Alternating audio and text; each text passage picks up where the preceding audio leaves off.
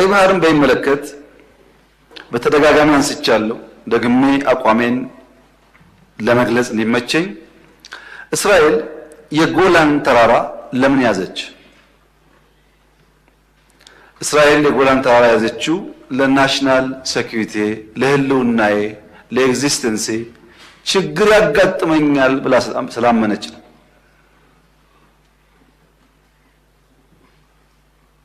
ኢትዮጵያ የባህር አክሰስ አያስፈልጋትም ብሎ የሚያምን አይገባትም ብሎ የሚያምን ሰው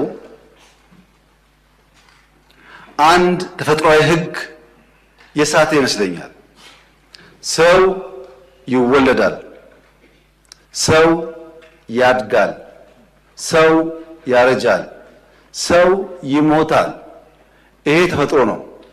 ቀይ ባህርና ኢትዮጵያም እንደዚሁ ናቸው። በሆነ ጊዜ ማርጀት፣ በሆነ ጊዜ መድከም ቢኖርም ቀይ ባህርና ኢትዮጵያ ለዘላለሙ ተነጣጥለው መኖር አይችሉም።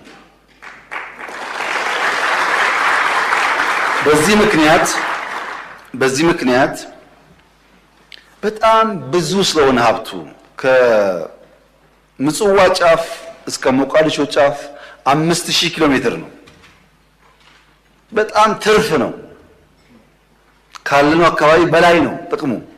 ከ5000 ውስጥ 20 ሚሊዮን ገደማ ሶማሌ፣ የተወሰነ ሚሊዮን ጅቡቲ፣ የተወሰነ ሚሊዮን ኤርትራ፣ በድምሩ 25 ሚሊዮን ገደማ ያሉት 5000ውን ይዘውታል።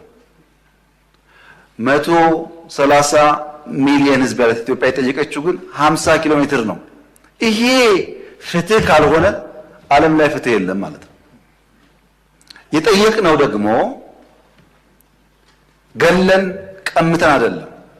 የፈለገ ሰው በአፍሪካ ትልቁ ግድብ የኢትዮጵያ ግድብ ነው። ክብር ምስጋና የኢትዮጵያ ህዝብ ይግባና ትልቁን ግድብ ገምቶልናል። ከዛ 15-20% ሼር ወስዶ ለኢትዮጵያ አክሰስ መስጠት ይቻላል፣ በቢዝነስ ህግ ማለት ነው። የለም ግድብ ከበደኝ ከተባለ በአፍሪካ አንደኛው የአየር መንገድ የኢትዮጵያ አየር መንገድ 5-10-20% ወስዶ አክሰስ መስጠት ይቻላል። ያ ካሁንስ ሊዝ ይቻላል። ያ ካሁንስ የላንድ ስዋፕ ይቻላል። በሰላም በንግግር ይቻላል። የኢትዮጵያ መንግስትና ህዝብ ቀይ ባህርን አክሰስ ለማድረግ ሰው ልግደል አላለም። ያለው ባካችሁ ናቹራል ነገር አይደለም እየሆነ ያለው አያዋጣም እና በስምምነት በገበያ ህግ ሳንጠፋፋ አብረን ለማደግ በድርድር እንፍታው ነው።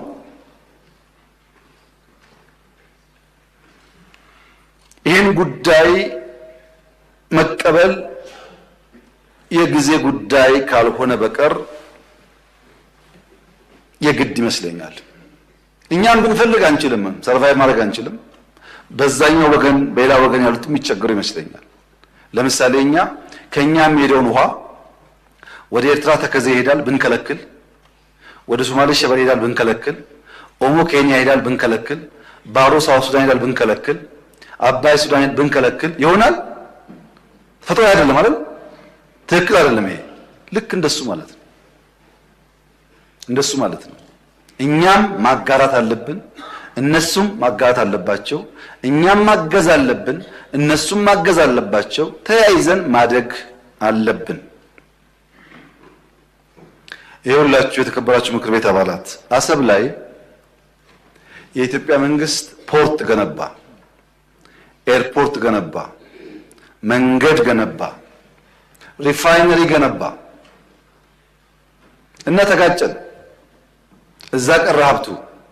ስንታረቅ ኤርትራውያን ከ20 ዓመት በኋላ መጥተው በኢትዮጵያ ፍርድ ቤት ቆመው ቤቴን መልሱልኝ፣ መሬቴን መልሱልኝ ወሰዱ። ለምን? ታረቅና።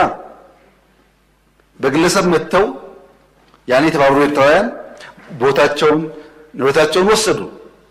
ታዲያ የኢትዮጵያ መንግስት ሪፋይነሪውን፣ ፖርቱን፣ ኤርፖርቱን ቢወስድ ከዚህ አንጻርስ እንዴት ነው የሚታየው?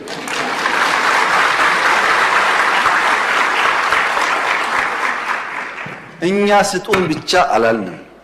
እኛም ጋር የቀረ ነገራችሁን ውሰዱ፣ ያጠፋውን ይቅርታ አድርጉ።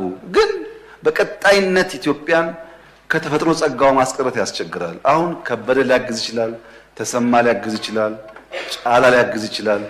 ኢትዮጵያን ማንም አቁማት አያውቅም፣ ማንምም አያቁማትም። ይሄ የማይሆን ዝም ብሎ ባዶ ፍላጎት ነው፣ ሮንግ ኢንቨስትመንት ነው። በነገራችን ላይ ኢትዮጵያን መጉዳት የሚሹ ሀገራት ቢያንስ ኢትዮጵያን ጎድቶ ትርፋማ መሆን አሸናፊ መሆን አይቻልም። ይሄ ሀገር የአብዲሳ አጋ ሀገር ነው። አብዲሳ አጋ በሰው ምድር ታስሮ ሳለ የሀገሩ ወረራ ከሀገሩ አርበኞች ጋር መታገል ሲያቅተው እዛው ሀገራቸው ውስጥ ሆኖ ሰላም እንደነሳቸው ኢትዮጵያውያን ስንነካ ስንጠቃ በምድራችን ብቻ ሳይሆን በእኛ በሚባለው ምድር ችግር ፈጣሪዎች መሆናችን አይቀሬ ነው። ያ እንዳይሆን የኔ ምክር ተስማምቶ ተግባብቶ በህግ አግባብ መፍታት ይቻላል። ህዳሴን ምንም ችግር እንደምታዩት ውሃ እየፈሰነ ወደ ሱዳን ይቀጥላል። እኛ ወደ ሱዳን የሚሄደውን ውሃ የማቆም ፍላጎትም የለንም፣ አናረግም፣ አንፈልግም። ሱዳን ወንድሞቻችን ይገባቸዋል፣ የሚገባቸውን ሼር ይውሰዱ። ሌሎችም እንደዚሁ ለኛ የሚገባንን በሆነ ምክንያት ዛሬ መከልከል ቢታሰብ በቀጣይነት ማስቀረት ስለማይቻል ወደማያስፈልግ ነገር ሳይገባ በሰላም በድርድር መጨረስ ተገቢ ነው ብዬ አምናለሁ። ዓለም እንዴት ያምናል? እስካሁን ከቀኝ ከግራ ከፊት ከታች ብዙዎቹን አናግሬያለሁ። በአንዳፍ ይገባቸዋል፣ ተገቢ ጥያቄ ነው። ነገር ግን በጦርነት መሆን የለበትም። እንወያይ፣ እንምከር፣ ጊዜ ስጡን ብለዋል ወዳጆቻችን። እኛም ጊዜ ውሰዱ፣ ተወያዩ። ለጊዜው የሞት የሽረት ጉዳይ አይደለም። ጥያቄው አግባብ ነው፣ እንታገሳለን። ለመወያየት ክፍት ነን፣ ለመስጠት ክፍት ነን ብለን ጠይቀናል። ባይሆንስ እንግዲህ ባይሆን ልጆቻችን መጠየቅ ነው መልሱን። ልክ ቅድም ሰው ተወልዶ አድጎ አርጅቶ ሞቶ እንዳልኳችሁ ነው። አይሆንም። ኢትዮጵያ ያሰበችውን ብልጽግና ማረጋገጥ አትችልም። 130 ሚሊዮን ህዝብ የሁሉ ጎረቤት ዕዳ ነው የሚሆነው ራሱ መለወጥ ካልቻለ። ሀብታም ከሆነስ መሸከም ይችላል። ለዛ በትብብር መስራት የሚያስፈልግ ይመስለኛል። በዲፕሎማሲ ረገድ በጣም መልካም ጅማሮች አሉ። በሎ ኢንፎርስመንት ቁመና ግንባታ በጣም መልካም ጅማሮች አሉ። በናሽናል ኢንተረስት መግባባት ላይ መልካም ቁመናዎች አሉ። እነዚህ ጉዳዮች በጊዜው ፍሬ ያፈራሉ የሚል እምነት አለኝ። ለዚያ በትዕግስት በጥበብ በማስተዋል ኪሳራ ግድያ በቀነሰ ባላስከተለ መንገድ በሰላማዊ መንገድ ለመፍታት ይሞከራል። በባሌም ሆነ በቦሌ እንደተባለው ግን አይቀርም ማለት ነው።